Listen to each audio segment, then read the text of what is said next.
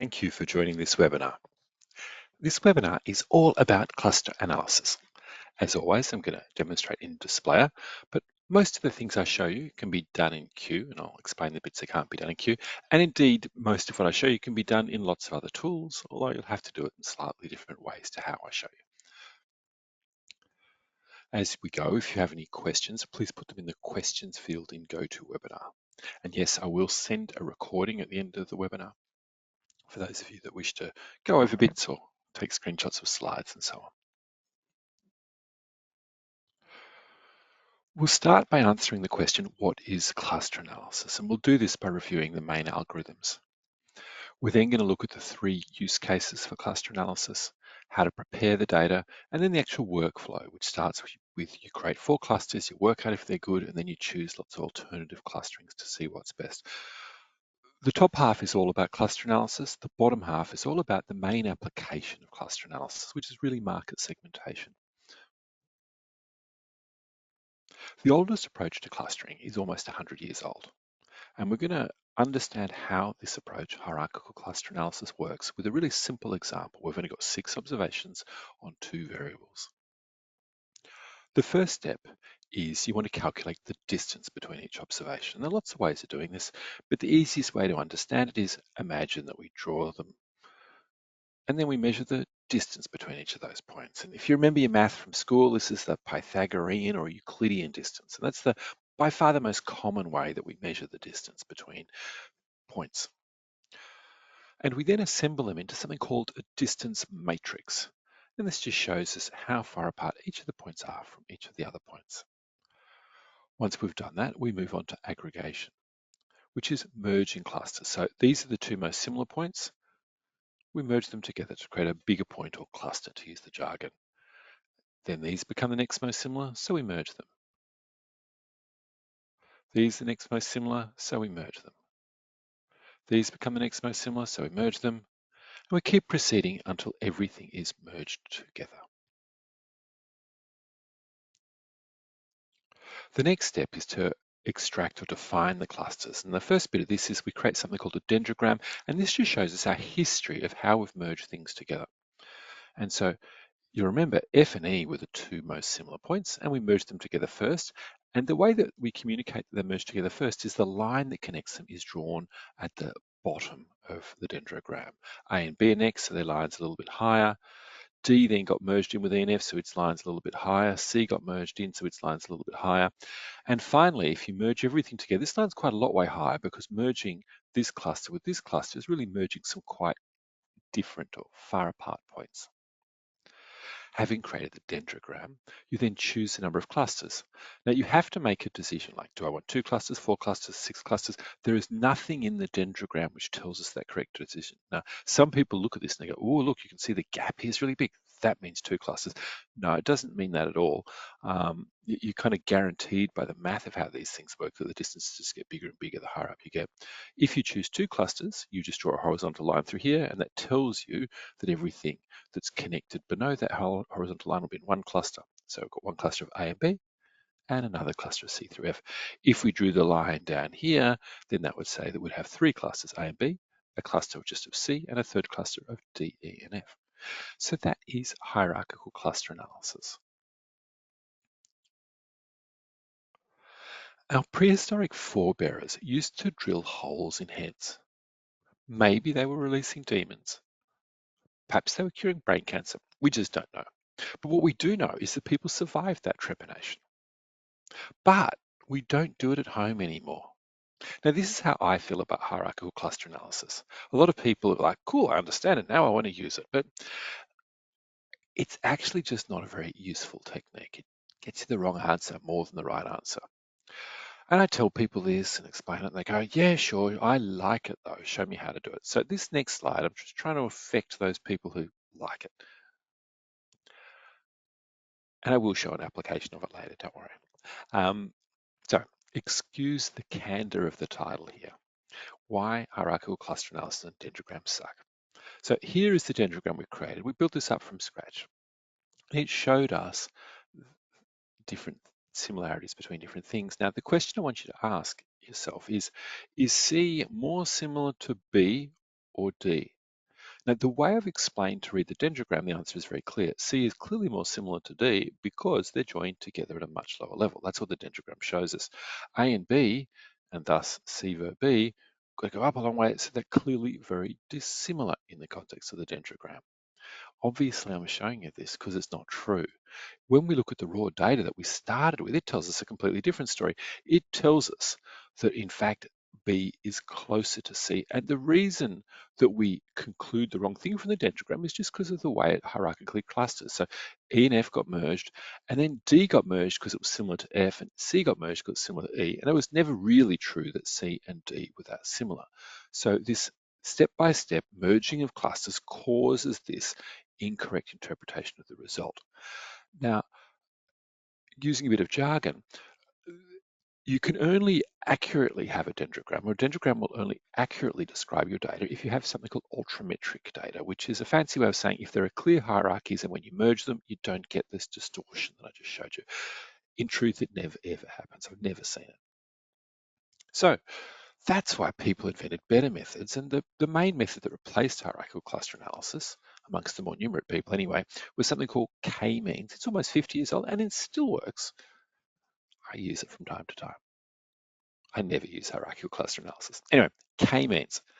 Another very simple example, again with two variables, and we're doing this just so that we can plot it and so that you can visualize it. And if you look at this, it's clearly showing you that if you're going to say two clusters, you can see that this would be cluster 1 and this would be cluster 2. And now we're going to use the algorithm to show you that it can identify those two clusters. But I would emphasize, in reality, you don't use k-means for simple things that you can visualize. If you can visualize it, you just visualize it and use your brain. K-means is useful when you've got, say, 3 or 100 variables and you can't see the patterns, so you need the algorithm to do it. Anyway, how does k-means do it? Well, as with the hierarchical cluster analysis, we start by specifying the number of clusters. And so in this example, I'm going to choose 2. Then we allocate the observations to those clusters. Now, I favor an approach of just randomly doing it. Some people like to use hierarchical clustering. There are other rules out there. SPSS has got a quite clever little algorithm. The thing that we do know is that if you randomly allocate and then you repeat that process hundreds or thousands of times, it tends to be the best way. And so that's what our software does. It randomly allocates, does it lots of times, and chooses the best solution. Now, anyway, so we randomly allocate it. Now, the nature when you randomly do stuff is you inadvertently create patterns. And you can see here, the pattern we have is that the darker, which is my first cluster, tend to, just by chance alone, be more common on the left-hand side and the lighter, therefore, on the right-hand side. The next step is we calculate the average of the points in each cluster. And so this darker cross is showing us the average of all of the people, all of the observations, I should say, which are darker. And because more of them are on the left, that average point is closer to the left. Similarly, the lighter cross is closer to the right.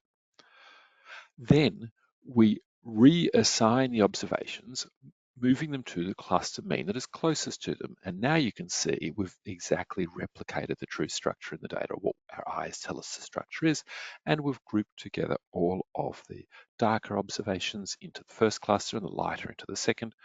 We then update the means, and we would, if they hadn't finished, we'd keep doing this multiple times until the means no longer changed, which, to use a bit of jargon, is we would take the approach of waiting till the analysis has converged. Now, for those of you using SPSS out there, I would make sure, I'd remind you, not remind you, I'd tell you, you want to always go into the options and increase the number of iterations because it's set at a very low level and often hasn't converged, but easy to fix.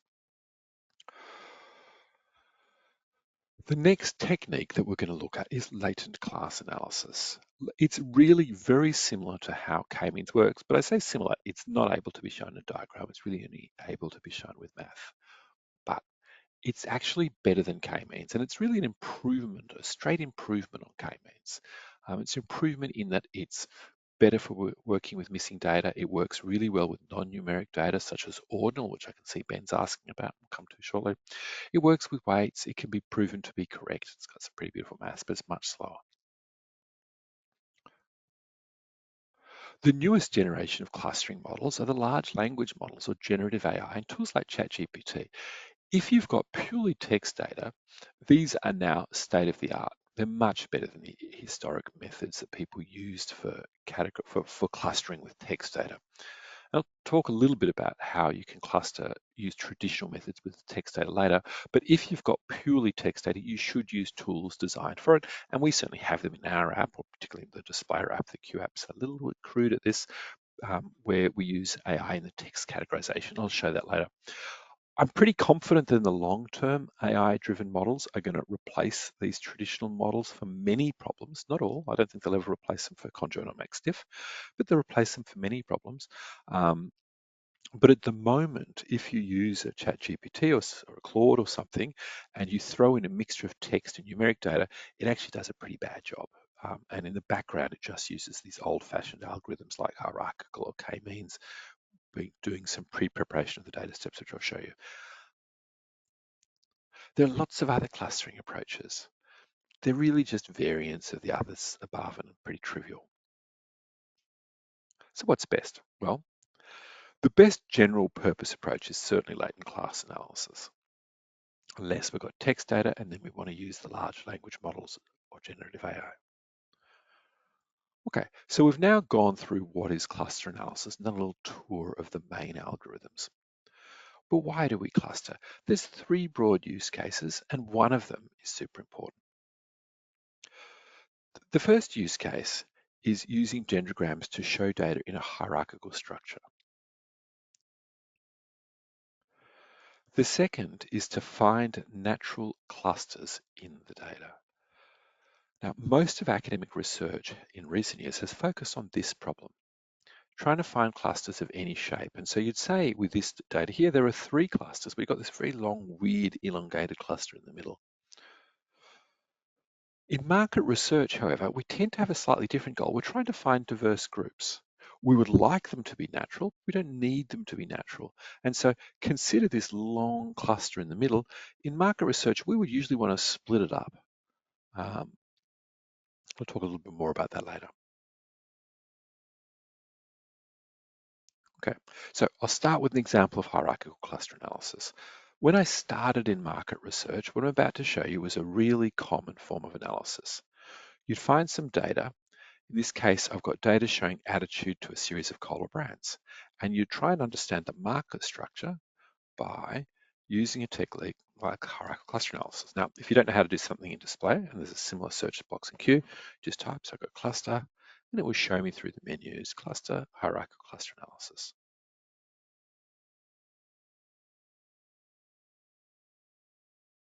Now, if you look at this, it actually seems to have done a pretty good job. Coke and Pepsi have been grouped together. That makes sense. They're the non-sugar brands. Diet Coke and Coke Zero have been grouped together. That makes sense. They're Coca-Cola companies, diet brands. Pepsi Light, Pepsi Max grouped together. And these two clusters of the diet brands have been grouped together into a big diet brand cluster. So on face value, seems to have done a good job. But as I explained before, these dendrograms are usually wrong. For a very simple example, they can look good. It's easy to create a good story.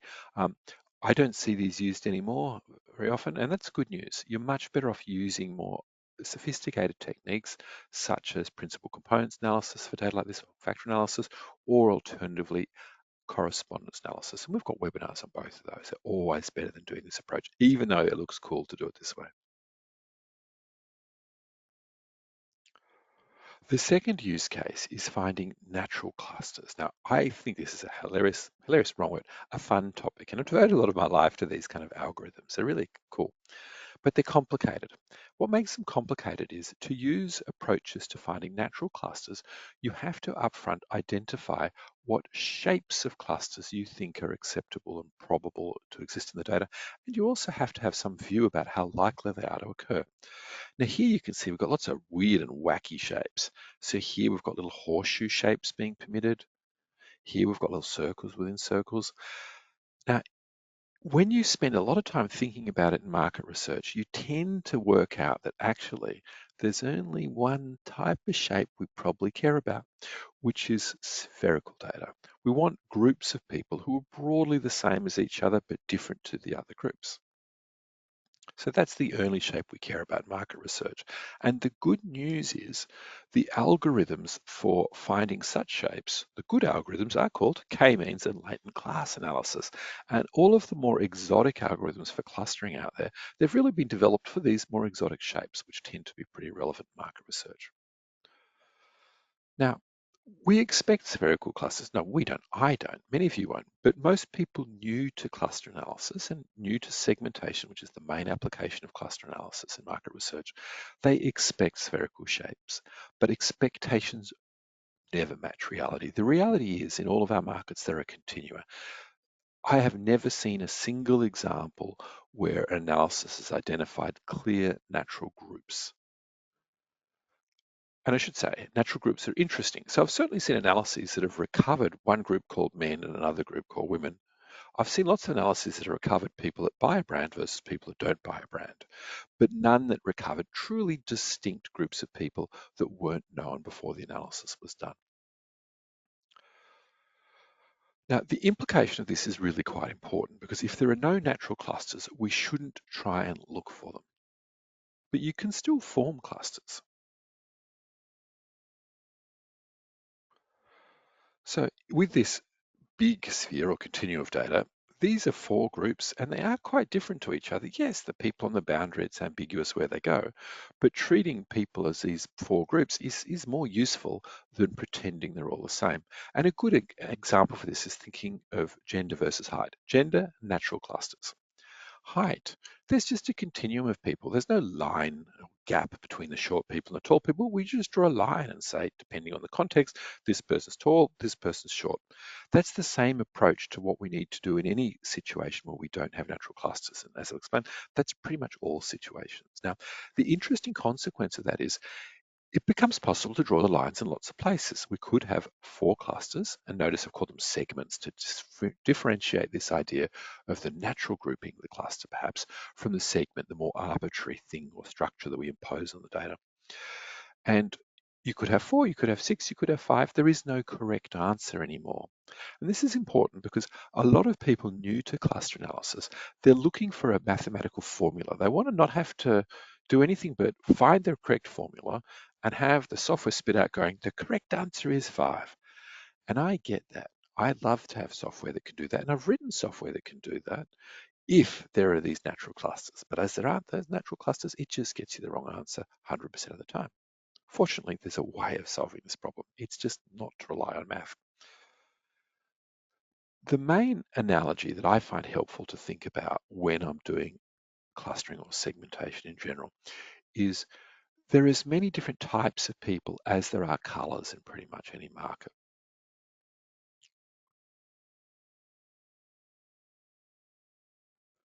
Yet it's still very helpful to differentiate the different types of colors. So depending on the context, if I'm a graphic designer, I might know the name of 1,000 colors in my head. If I'm a preschooler, it's sufficient to go green, red, or blue. We need to use our judgment to work out the appropriate granularity or number of clusters or segments in our data. So we'll now move on to how we prepare data for cluster analysis. There's a standard set of things to do. We want to set don't knows and not answered categories to be missing. We want to convert ordinal data to numeric. And Ben earlier posted a question going, how do you treat ordinal? And I made the point before that there are algorithms developed for ordinal data, specifically for ordinal data.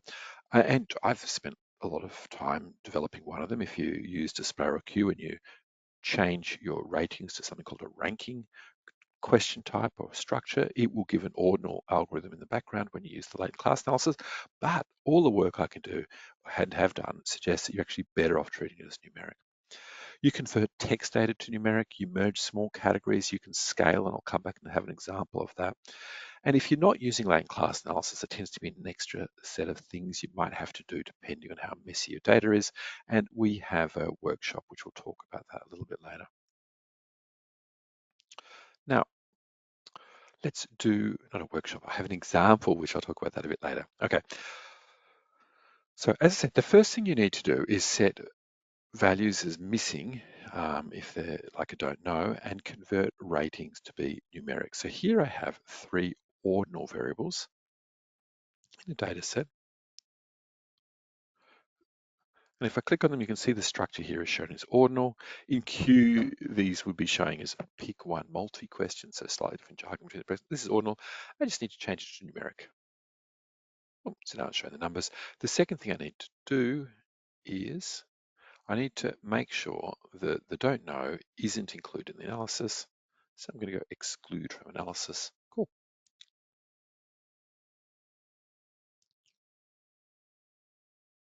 The next step we need to do is we need to convert text to numeric data if we have text. Now I'll stress, if I've only got text, we shouldn't be doing this. We should just be using more modern text categorization tools. But if we've got a blend of text and non-text data, we want to chuck it all into the k-means or any other algorithm like a latent class, we need to convert that text into numbers. Now, I've got a pre-done one of these, which is shown at the background. I'll show you the workflow for this. I'm going to do this a little bit quickly because it's kind of technical, and most people don't need to do it most of the time. I'll go to Advanced Analysis, Text Analysis, and choose something called Principal Component Analysis of Text. And I hook up the data to look at what people liked about their phone company. This takes a bit of a while to do, which is why I've pre-done the answer here.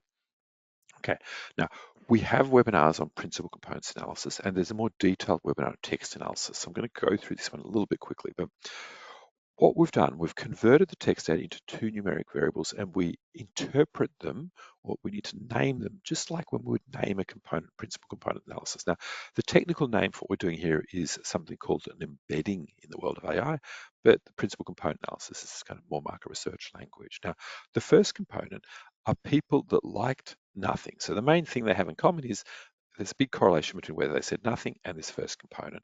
So I'm going to name my first component. And first I have to actually save these components out as variables. Right, and so I'm going to name my first component likes nothing.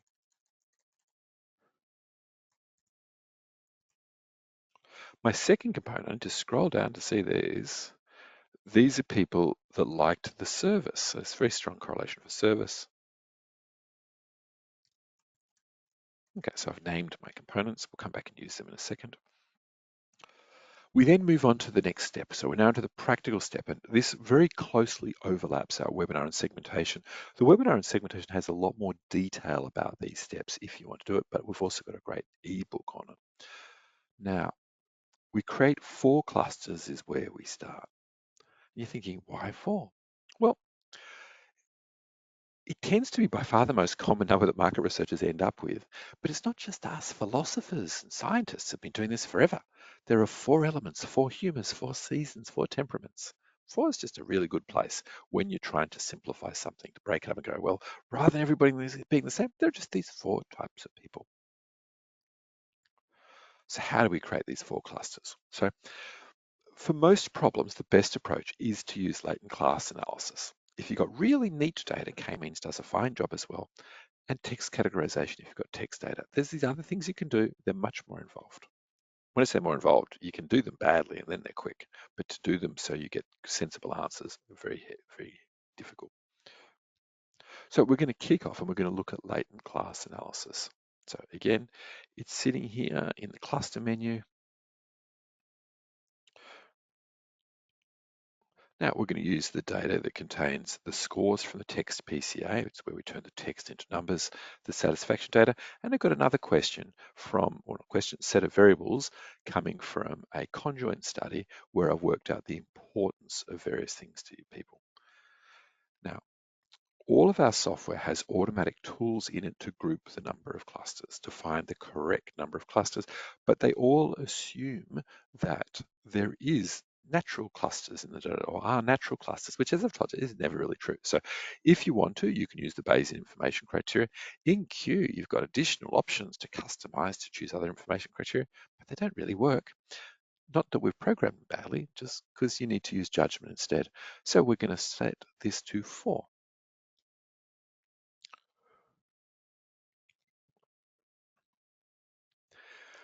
Now, I will confess that this output is a little bit hard going. I thought it was really clever when we designed it, but I don't anymore. So we're going to return to this output and make it slightly easier to digest output shortly. So we've now moved on to the stage of evaluating the quality of our clusters, and we're starting with these 4 clusters that we created. We've got a special output of reporting tool, which we call, my colleague Andrew Kelly's responsible. This is a segment comparison table. Well, sorry, for my colleague Andrew Kelly said we need it. My colleague Carmen programmed it. Now, the way this works is when the latent class analysis, it automatically added this variable called latent class. So I'm going to drag it up to this box. And then we're going to look at it initially by profiling variables, not profiling variables, we're initially going to look at it by the text data, the satisfaction data, and the importance data. And we could also choose other things. So I'll choose some demographics to chuck across as well. Okay, now I have here the criteria, and I'm first going to talk about them and then we'll illustrate some of them. So the first criteria when you're evaluating the quality is, do you have 3 to 8 clusters when none are huge or tiny? Actually, we can quickly see here, smallest 9, largest 49. That's not great. Half the people in one cluster is not ideal. So I'm going to score us here as there may be a problem, I'm not sure. Responses don't seem to have a response bias. We'll return to that a bit later. Clusters are easy to name. Clusters are inspirational. Let's start focusing on that. So let's look at cluster or segment number 1 here. And I might just increase the font size a little bit here because I imagine that's a bit hard to read.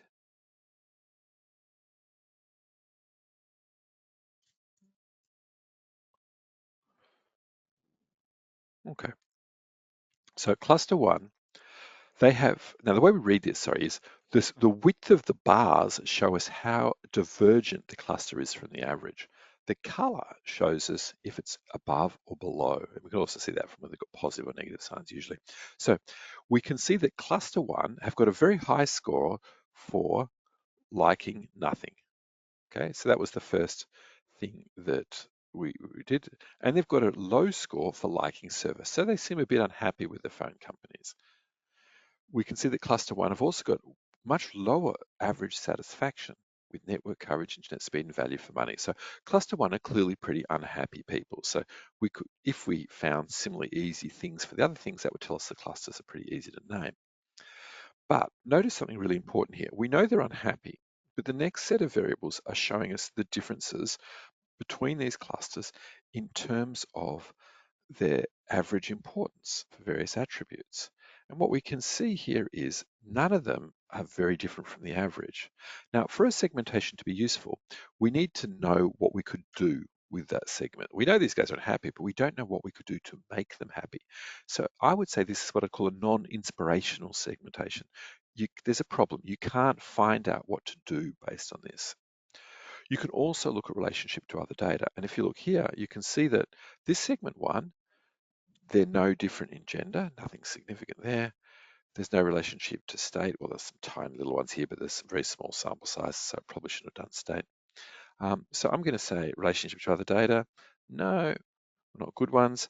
Sometimes in some applications, we'd want to build a predictive model, such as if we need to use the clusters to implement into a database or some kind of model.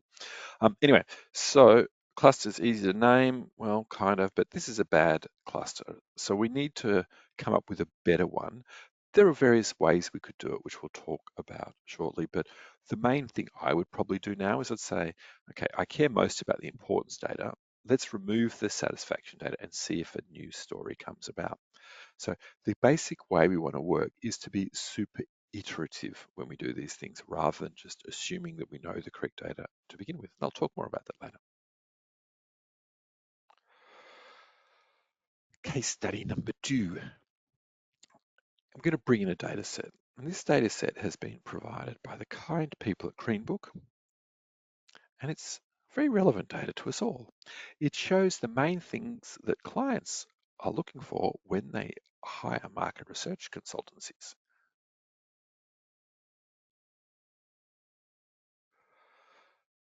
Now you can see this is showing categories, so it's ordinal data here. So we're going to need to change it into numeric data, which we talked about doing before. So we'll set actually store as nominal. We'll check the values. The missing data already excluded, that's good. Now this is very neat data. It's all from a single set of scales. So I can use a technique like k-means if I want to, and I am indeed going to use k-means because despite the fact that latent class is generally better, I still quite like k-means and it's got a better output. So let's do it.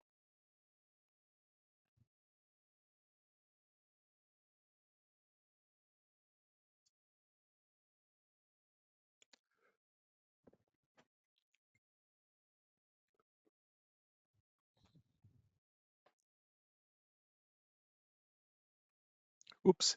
Now we're defaulting to 2 clusters here.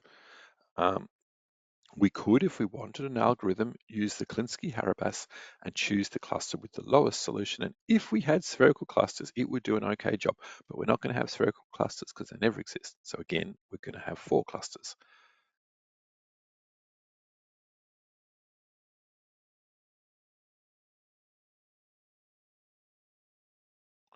And it's iterating along.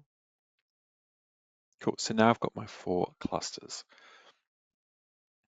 Now, as before, we're going to go through and create a segment comparison table.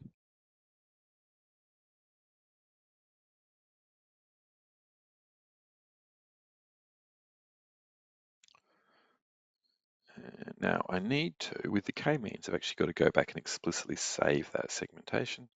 So I click on the output and click Save Cluster Membership. And it adds it in here.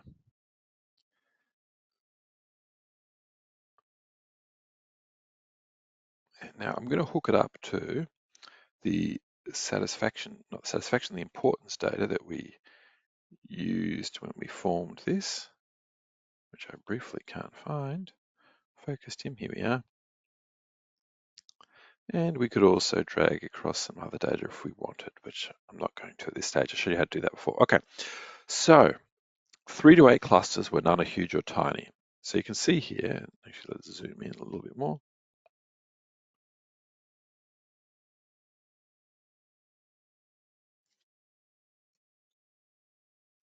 So we can see here that we do have 4 clusters, and they're all almost the same size. So cool, this is good. Is there a response bias? This is a question for you, audience. Can anybody spot a response bias? And hint, there's obviously a response bias because I'm asking it, but what is it? So please type into the questions field in what is now this interactive webinar and see what you can see. Can anyone spot the response bias in this data? Now, what is a response bias? A response bias is where we believe the patterns in the data reflect something other than what we're trying to measure. Now, what we've tried to measure with importance is what's important to people. So how could their ratings differ if it didn't truly reflect what was important to them, but it also reflected something else? That would be a response bias. Can we see it in the data? Come on, guys, type it into the chat field. Don't leave me hanging. I will drink some tea, which I've heard is referred to as dirty water in bits of America, but it's a wonderful beverage. I'm basing that solely on Ted Lasso, so sorry if that's a cultural stereotype of some kind.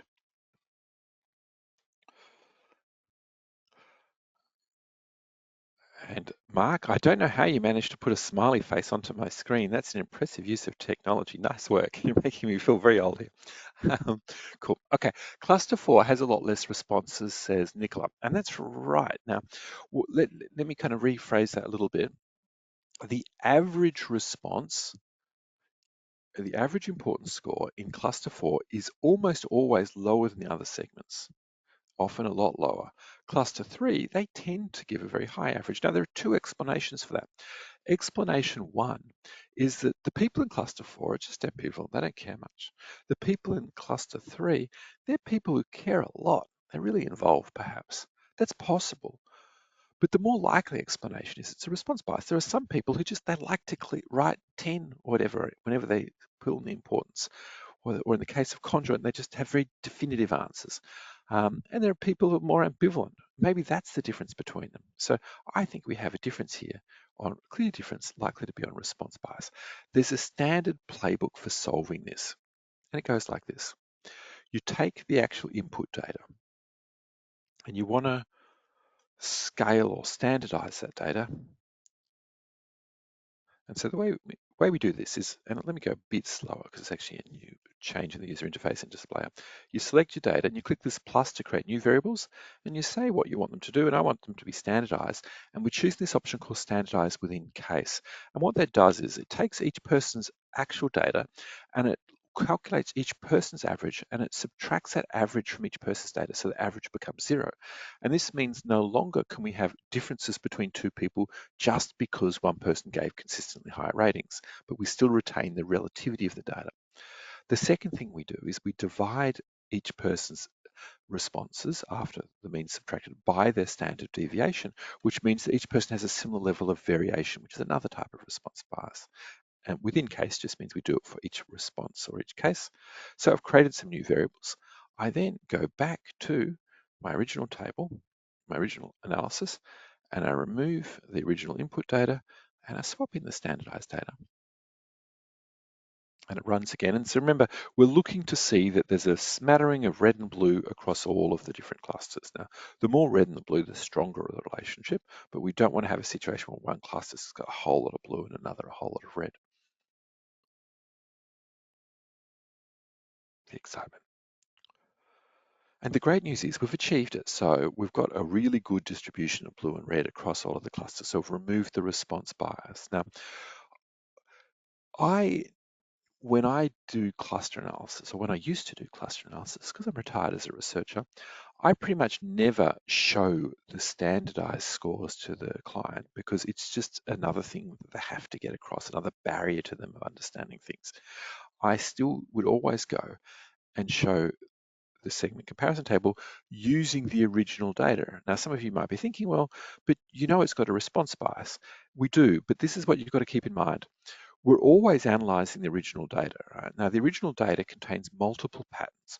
We've just removed the response bias from the segmentation. And that just means we're not focusing on the response bias in the segmentation, but continuing to use the original 5-point scales is just so much easier for the client to understand because it's just more obvious, right, than having to explain the standardization. But the other advantage is you could get some weird effect where it only appears in the scaled data and it doesn't appear, or standardized data, and doesn't appear in the original data, and it'd be pretty dangerous to form a strategy based on that. So here we've got very clear differences between the segments. So we've got rid of the response bias. And I said all good before I should have said there's a problem, but it's all good now. And we could go through that process I showed you and work out if it's a good segmentation or set of clusters if we wanted to. The third example we'll look at is text categorization. So we have in this data set, the first data set, this data on what people like about their phone company. And the best way to analyze that today is go in and go text categorization. Now, in the jargon of market research or old person market research, we'd say you can have a single response or multiple response. That is, a person can be allocated to one theme or multiple themes. In the language of cluster analysis, multiple themes is called overlapping clusters. And it's usually the best approach for text data because usually people say multiple things and they kind of overlap. We can create our themes. Now we could manually type them in, but because we're trying to find patterns in the data, we're going to let the algorithm do the work. Now we can edit the prompt, and I'm going to tell it, because this is our generic text categorization prompt, I'm going to say, please cluster the data into different groups. The data shows what they liked about their phone company. Now, for those of you that don't work a lot with AI, the more context you can give them the prompt, the better the solution, which is why I'm telling it the name. Now, note here, I'm not telling it how many clusters to create. It can create its own number, but also note that text categorization algorithms are really designed to show all of the variation between people, well, not all, but a good degree of variation between people. But in most applications of cluster analysis, we're probably only interested in 4 clusters or something. So I'm going to click create, and we'll probably end up with too many clusters. I can't guarantee it. It's AI. It always has its own little bit of magic innovation that it's going to do.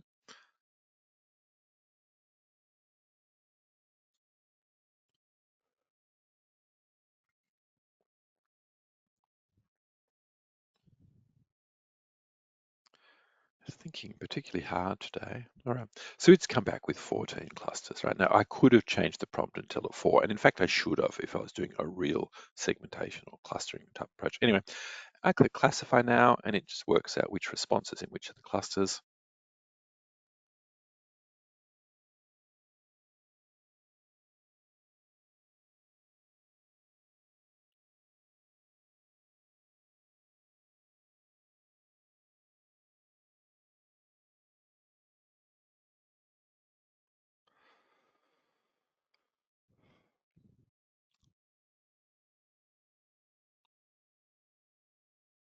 I hope you find this little circle as entrancing as I do. Otherwise, this has become a quite painful presentation. Come on, come on, AI. So we're very shortly moving from OpenAI to Google for doing our back-end AI. Hopefully it'll be a little bit faster.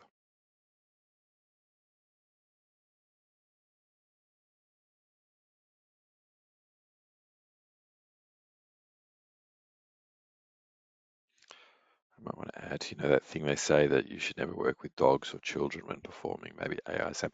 I'm just going to click cancel because I know it's a bit boring watching this. It'll get back to an answer with us shortly, but you get the idea. And we've got lots of webinars on text categorization. I'm going to do another one soon as well. The last thing that we do, the last step is you create lots of clusterings and choose the best one. So you change which variables are used. If the 4 cluster solution is not great, look at 3, look at 5. Play around with the algorithms. Even hierarchical cluster analysis can do a good job by chance a bit, but it can do a good job. If you're going to choose one, you wouldn't do it. But if you've got the time to explore lots of things, I would even do that. Scaling, I showed you an example of that. Merge categories for categorical variables using tools like PCA or principal or multiple correspondence analysis of input data is another way of preparing the data, which can give you a different solution and different insights. We have a market segmentation ebook, which focuses very much on the practical side and goes into the interpretation and creation steps in a lot more detail. We will send you a recording of this webinar. What questions have you got? Please type your questions into the questions field in GoToWebinar. And I've got a couple already. Mark says, thanks, Tim. Can you suggest ways to make sense of the output from k-means? We're solid at choosing the right number of clusters, but have a tough time using display to visualize and or make sense of mapping things back to attitudinal responses. Well, I'll look at the k-means output itself in a second, but I probably need a little bit more information from you, Mark. And maybe you should, if I don't give you enough information here and you don't provide me more information, maybe just follow up with an example with me and send me an email to my email address here, because that should be solvable. Let's have a look at the k-means example from before. So the way the k-means outputs work, it's not quite as sophisticated as the segment comparison table, which is why we built the segment comparison table. But there are 2 sets of outputs here. We're showing the average responses of the data with, again, a color coding. In this case, just the darkness and the blue color tells us which are high or low. And apologies to the colorblind people out there. So we can see here, segment 1, it's got its highest score in length of experience time in business, and the lowest score in cluster 1, which is much lower. Now, this data was standardized to have a scale, a mean of 0, an average, and a standard deviation of 1 for each response. So we can see here that the actual variation is not that big between the clusters. If we go down to lowest price, we've got one segment which has got a really low score for low price. They didn't think low price was very important. It's well outside of 1 standard deviation. And we've got another 2 who are kind of moderately high. Now, how did I work out quickly the lowest price had the biggest amount of variation? I did it because we have this column for the k-mean showing the R-squared, and it's just telling us how much of the variation in a particular input variable is explained by the clusters. And so we can see here that these clusters are primarily driven by price. It's very strong, and everything, the other things here, there are relationships, but they're things that are probably correlated with price. Now, if price was very unimportant to me, I could remove price and rerun that analysis, or getting a little bit more technical, I could scale the price variable by, say, if I say took the input variable price and divided it by 2, that would reduce its variation, and then it would become less influential in the cluster analysis.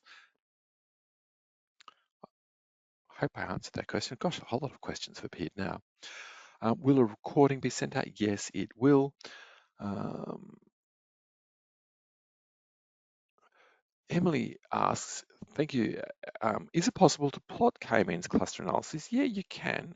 It depends what kind of plot you're trying to do. There are lots. The one type of plot, which I haven't done for 100 years or so, slight exaggeration here. But let's see if it will. I hope I can remember how to do it. There's something called a principal component analysis by plot. And we'll go into dimension reduction, principal components analysis by plot. Here we go.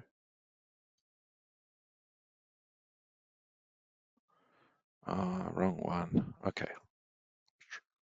What? Oh, no, that will work. Let me undo.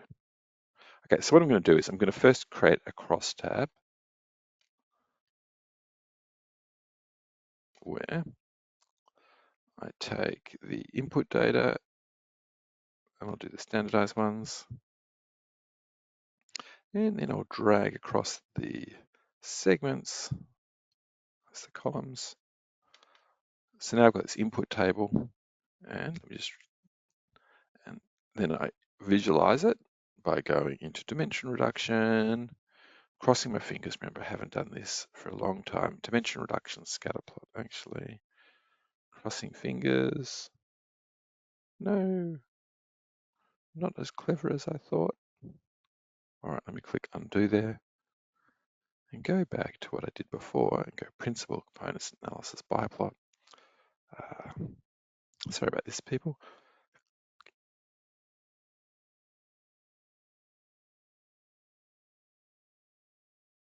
Okay, now because we've got long labels, we're going to get one really messy chart here. And so the way we read this is the things in this direction here approach to cluster 1. So cluster 3, things in this direction relate to clusters 4 and 2. There's some technical notes on how to read principal component analysis by plots that you can find in our help pages. I don't use them because I find them impossible to explain. So I'm not going to try and sell it to you. So that would be one kind of analysis thing we could do.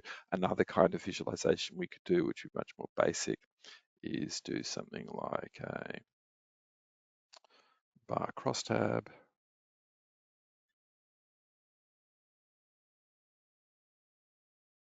And there are obviously many other types of visualizations that are applicable when you remember that it's just a table, right? The output is always just a table.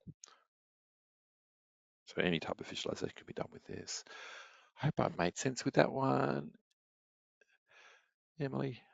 Esther, what techniques can we use to validate the clusters after creating lots of clusterings? Okay, this is a problem I've spent a lot of time thinking about. I actually have a PhD on market segmentation, if you can believe something so niche can have a PhD on. This is, I believe, the appropriate set of tools to validate clusters. The thing which are best in all of these things are the most useful clusters.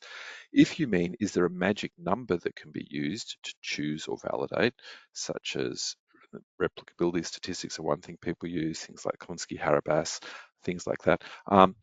No, all of those techniques assume that there are natural clusters, and there are never natural clusters. And so it would be great if these magic numbers existed, but they're just always wrong. How can clustering results be visualized to communicate results? Asks Esther.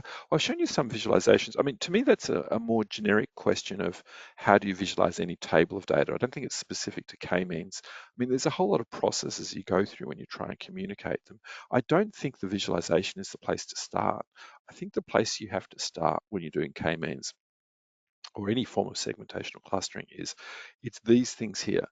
Are they easy to name? If they're easy to name, it's just the name gets people there and you create it. And, you can use a whole lot of things you can do now, right? You can feed the data into a chat product and say, this person's segment 4, ask somebody in their segment what their questions are, but questions about who they are.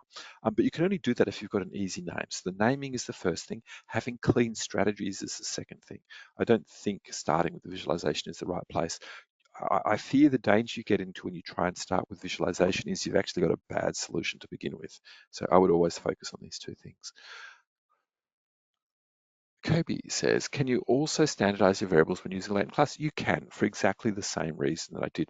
Now, if we go back to the k-means example, when I started the k-means, I said because they're all on the same scale, 1 through 5, it's pretty clean data. Latent class analysis will tend to perform better when you've got data on different scales automatically, whereas if we use k-means, we'd have to first standardize everything to be on the same scale if it wasn't already. Esther's back again. How do companies usually implement the findings in their marketing effort? Well, the way they implement them is if there are clear strategic implications, this is the inspirational, they tend to do what those things imply.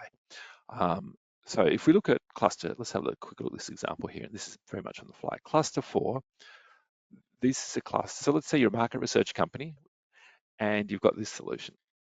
Cluster 4, they're looking for people with length of experience in business, breadth of experience in target segments, good reputation in the industry, provides highest data quality, provides data analysis services, familiar with the client needs. So if I'm a market research company and I'm trying to go after cluster number 4, I clearly need to hire a lot of extremely experienced consultants and demonstrate that we have a very good offering of breadth of offering of services. So that would be the example.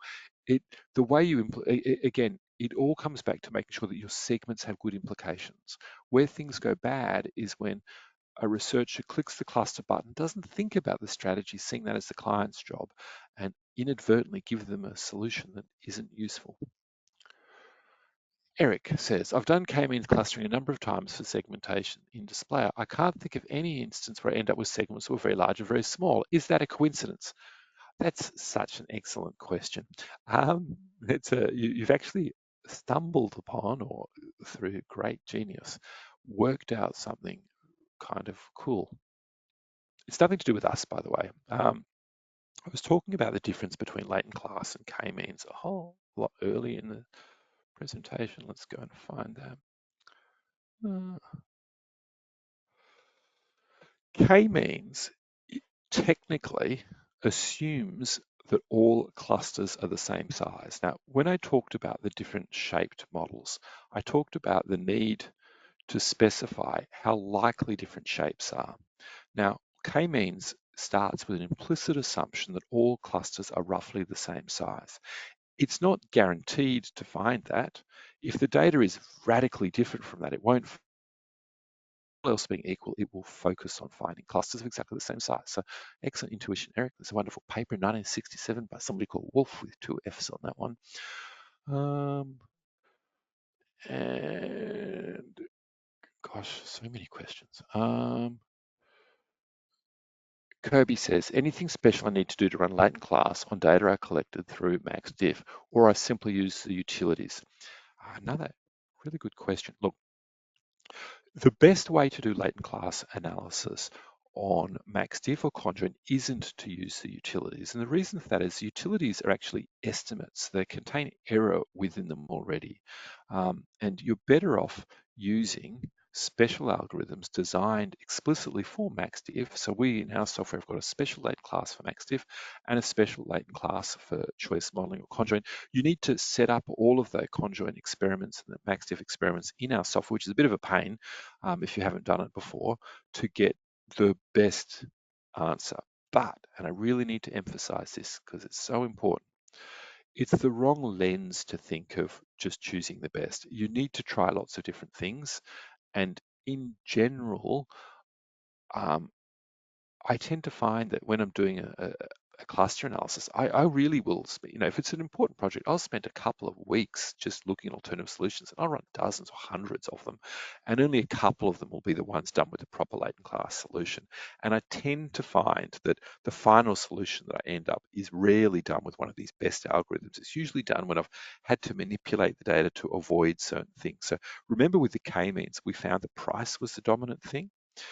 You can often have a situation with a conjoint model or a MaxDiff model where there's one attribute which is the dominant thing and it shows up in all of the segments, the variation, but it's just irrelevant to the client. There's not much they can do about it. And in that case, I would tend to try and save it out as important scores and rescale it. So big topic there, Kobe. Nav says, could you please link to the segmentation ebook? We will send you out a link when we send you the recording of the webinar, but you can also go to display.com, resources, ebooks and webinars, segmentation, how to do market segmentation, and I will just post that into the chat channel for us all. Jonathan says, can you briefly explain how you identify the optimal variables to cluster on, especially with high dimensional data? Another great question.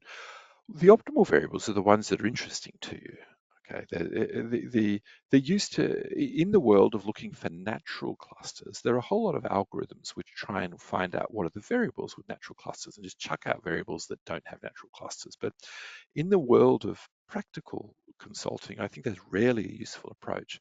The useful approach is to focus on the variables that are interesting to for the project. So for example, if we're doing a study looking at new product development, we tend to have attributes related to what's important to people.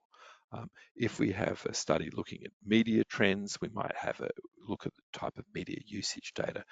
It's all really contextual on the problem. You need to work backwards from the problem that you're trying to solve.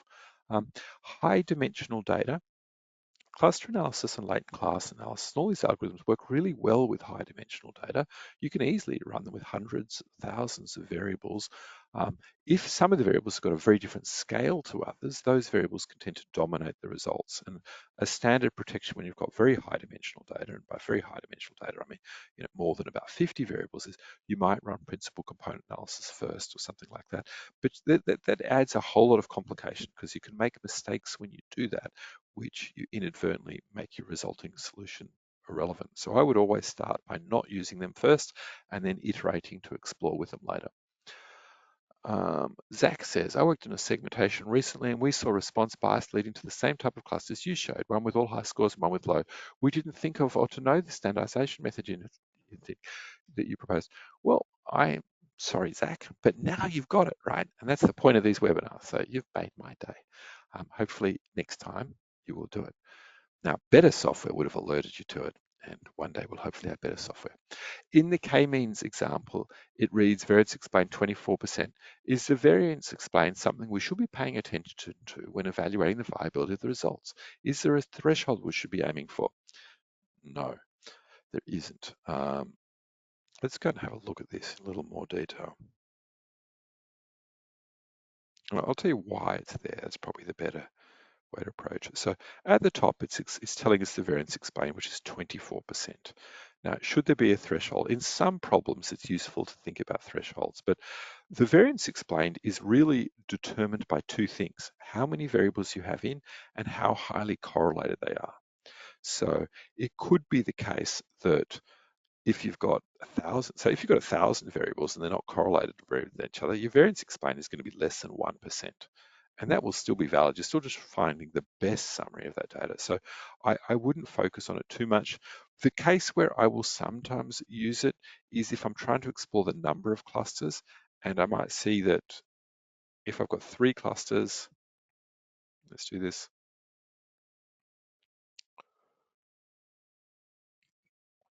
So 4 clusters is 24%. When I have 4 clusters, I must explain more variance, or I should explain more variance with 3. So to explain an extra 5%. If I go 5 clusters, so the theory is that you can do something called an elbow test. And what that means is you calculate the variance explained for each number of clusters and you find some point where it jumps massively. I've never seen it happen, or very rarely seen it happen, because again, it's a test that implicitly assumes that we have natural clusters. And so if we had natural clusters, there'll be a point at which the change in variance shows that. But as we've virtually never got natural clusters, that doesn't happen. So note here we had this graduation, 19% to 24% to 28%. So we're getting each cluster we get, we're explaining a little more of the variance, but it's a diminishing return. And that pretty much always happens, which is why I don't describe how to do that. Ben says, are there accuracy metrics when we should be mindful of when doing cluster analysis? Accuracy of what? Do you mean variance explained? I don't believe so. I think you need to focus on those kind of more judgmental things that I mentioned before. Sadly, Emily says, if we have multi-level data, e.g. multiple countries, can you do a cluster analysis at a higher level, e.g. a country? Yes, you certainly can. And it's often a good thing to do. So let's say you've got a sample of 10,000 people, and each of those 10,000 people sit in 100 countries. What you could do is you could aggregate the data by country and then feed that aggregated data into the clustering. The way you would do that in Display is you create the crosstab of the input variables by the country. You'd export that out as a CSV file, or export it to Excel, sorry, and then re-import that as raw data to do the clustering then and there. Thanks for the positive feedback, Jim. Eric says, since you brought up PCA, have you found a practical difference between factor analysis and PCA in real life? Does the assumption of looking at covariance really make a difference? Have I found a practical difference between factor analysis and PCA? No. The real difference is just that people who studied psychology at a university prefer factor analysis because it's what they were taught. In the real world, the traditional factor analysis algorithms are virtually never used anymore. Everybody uses PCA. And even in SPSS, if you choose factor analysis, it runs PCA. How is LCA for MaxDiff different to regular LCA, asks Tatiana. Another great question. The regular latent class analysis performs the analysis on the input variables. When you do a latent class analysis on MaxDiff, you're actually doing two things at the same time. You're estimating your MaxDiff, that is, you're figuring out how the experimental design and the responses lead to differences between, or lead to estimates of what people want, and you're estimating the segments at the same time. So you're actually doing everything at the same time. If you do, the more common thing that people tend to do is they first estimate the MaxDiff utilities and then they put them straight into a k-means algorithm. So they do them as two separate steps. The problem with doing that is you have errors in each step and those errors kind of compound. So the theory is that if you do it all in one step, you will get a better solution in a statistical sense. But as I kind of mentioned quite a lot of times, often it's the case that there's no guarantee it's the most useful solution. It's the useful solution that is the useful thing we need to focus on. Gosh, so many questions. Wait, there's another one. Mark, oh, it's just a compliment. Thank you, Mark. Appreciate it. Sorry this went so long. Thank you for attending the webinar. For all our customers out there, thank you so much for being our customers. If you're not one of our customers, hopefully you've seen something cool. And I'll just tell you, go to our website, book a demo, do a trial. We'd love to get you started. Anyway, have a great rest of your day, everybody. Bye now.